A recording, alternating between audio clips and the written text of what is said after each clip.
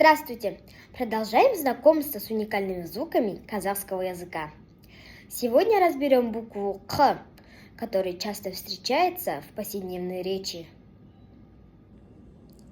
Кала – город. Казак – казах. Калам – ручка. Кагаз – бумага. Кол – рука. Конак – гость. Кыз – девочка или девушка. Кар – снег. Кант – сахар.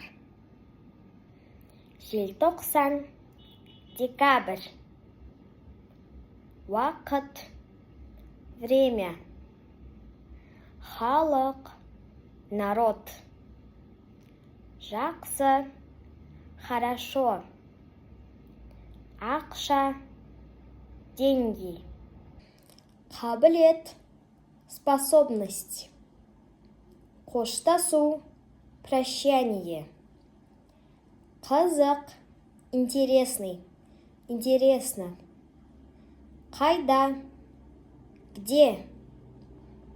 Қашан – когда.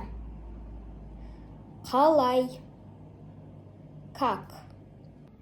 Не забудьте подписаться на наш канал, чтобы не пропустить новые видео.